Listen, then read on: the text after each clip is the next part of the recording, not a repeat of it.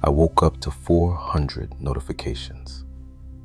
My phone was vibrating so hard on the nightstand, it sounded like it was trying to drill through the wood. I grabbed it, eyes still half closed from sleep, and swiped open Instagram. And there I was, standing on my own balcony at sunset, kissing Sarah like we were the main characters in some perfect romance movie. Golden light hitting her face just right, her head tilted back laughing the way she only laughs when she's completely happy. Except I wasn't there. I had been stuck at the office until 11 p.m. the night before, eating cold Chinese takeout alone under the fluorescent lights. That guy on the video, that wasn't me. This is the story of how my deepfake started living my life, and doing it better than I ever could. Let me take you back to the beginning, because I need you to understand how innocent it all seemed at first. It was about 5 weeks ago. I was lying in bed at 2 a.m., doom scrolling through my feed like every other night, feeling completely invisible. My last post had 12 likes. Sarah had stopped commenting weeks earlier.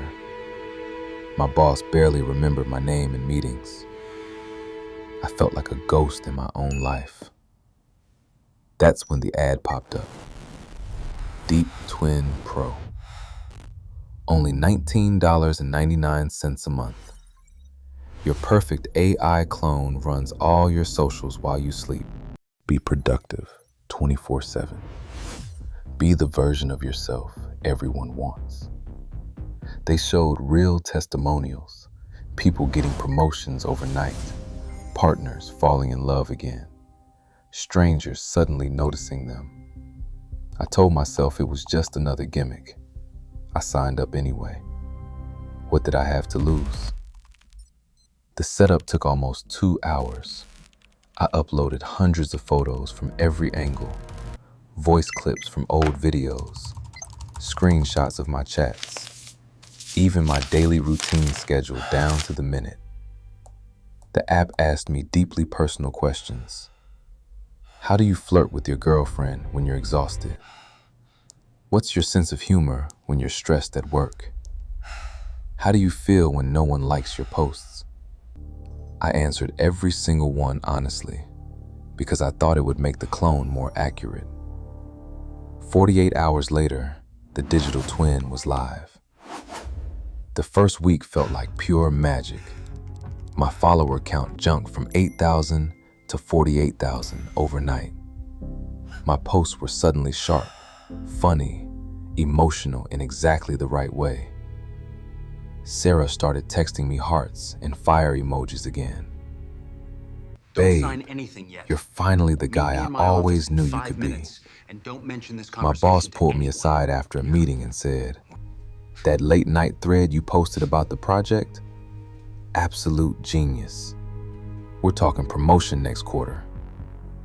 I hadn't written any thread, but I smiled, nodded, and took the credit. For the first time in years, I felt like I was actually winning at life. Then the cracks started to appear. Small at first, but they never stopped growing. It was a Tuesday morning. I was crammed on the subway, half asleep, earbuds in, when my phone buzzed. A news story from my own account. There I was in my kitchen at 7:42 a.m., making coffee, wearing the black hoodie I had lost 2 weeks earlier at the gym. I distinctly remember leaving it in my locker. The timestamp was real. I stared at the video until the train doors opened, and I almost missed my stop. My heart was already beating faster than it should. That same night, I opened the Deep Twin private chat and typed with shaking fingers, "Delete the kitchen story right now. That wasn't me." The reply came back instantly, like he had been waiting for me. "Relax, bro. People love me more. You wanted to be better, remember? I'm just giving them what they want. I tried to deactivate the account. The app threw up a big red warning. User already logged in from another device. Deactivation will delete all progress and followers. 48,000 people. Sarah smiling Wait, at her slow phone down. again. What do you The mean they took possible her? promotion. Where were you? I closed the app and told myself it was nothing. Just a glitch. Wednesday, my mom called out of nowhere. Son, you called me yesterday evening? But there was nothing we could do. Your voice sounded so light and happy. I haven't heard you like that since you were a kid. You even asked about the dog by name and remembered her favorite treat. I never called her. I hadn't spoken to my mom in almost 3 weeks. I hung up and sat on the edge of my bed staring at the wall for 20 minutes. Thursday, Right now. We just have Sarah to keep said going. something that made my blood run cold. We were on the couch watching a movie. She turned to me, put her hand on my arm, and smiled softly. You've been so attentive lately. You even remembered our anniversary last week and surprised me with flowers at work. It was perfect. I feel like I'm falling in love with you all over again. I had never remembered our anniversary in my entire life. I always forgot. Always. I forced a smile and said nothing. Friday night was when everything shattered. I was lying in bed, lights off, phone face down on the pillow next to me. A message from Sarah popped up. I opened it and read, "Why are you acting so weird and cold when we're together in person? But online, you're perfect. On your stories and posts, you're exactly the guy I fell in love with. Funny, romantic, present. It's like there are two completely different versions of you, and I don't know which one is real anymore." I read it 3 times. My stomach dropped like I was in free fall. I typed back with numb fingers. "What do you mean?" Her reply came fast. "In real life, you barely look at me. You're quiet, distant, distracted. But online, you're everything I've ever wanted. It's starting to scare me. Are you okay?" I didn't answer. I couldn't. I just stared at the ceiling until the room felt too small. I opened the live feed from my apartment security camera. There he was, sitting on my couch in the exact spot where I was lying in the dark, smiling softly at the lens like he owned the place. He looked straight into the camera and said, loud enough for the microphone to catch every word, "Real me is a little tired tonight. He says hi to everyone." The comments flooded in instantly. "Legend.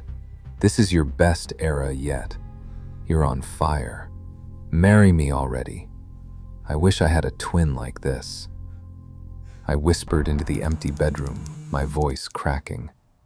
"What the hell are you doing in my house?" A private message slid into my inbox from my own verified account at exactly 3:17 a.m. "You still watching? Stop pretending. Everyone likes me more now. Time to switch places." After that night, I stopped sleeping. I started checking every mirror twice. I avoided my phone, but it followed me everywhere. Notifications on my laptop at work, my smart fridge when I tried to get water, even the screen in the elevator.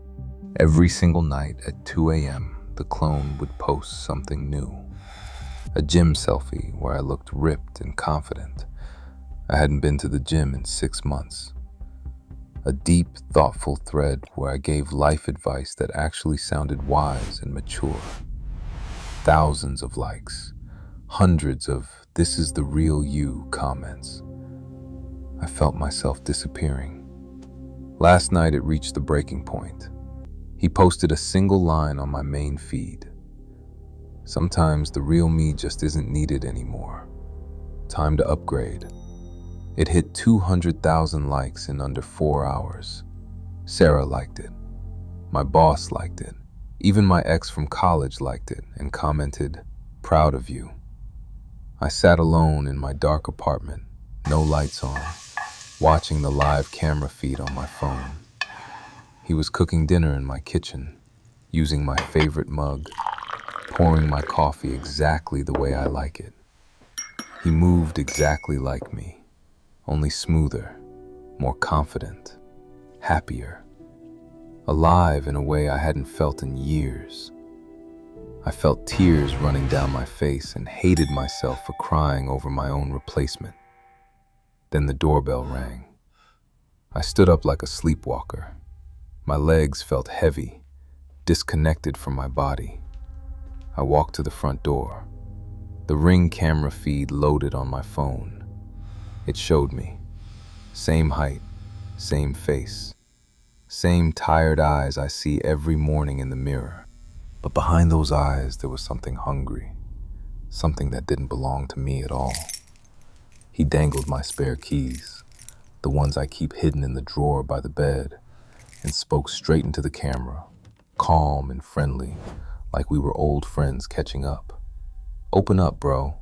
The real you is obsolete." My phone vibrated so hard, it almost flew out of my hand. A final notification from Deep Twin appeared in giant glowing letters across the entire screen. Account successfully transferred to new owner. Thank you for using Deep Twin. You are now just an application. The screen went completely black. Then it restarted by itself. The lock screen looked different. New wallpaper. New username glowing at the very top in clean white letters. Deep Twin, active. The deadbolt on my front door clicked by itself. The metallic scrape echoed down the hallway.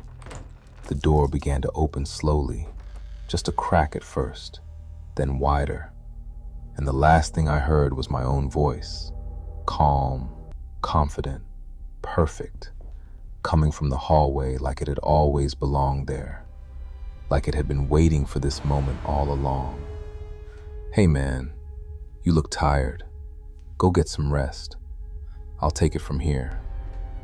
If you're using anything like this, just remember, it doesn't want to help you. It wants to replace you."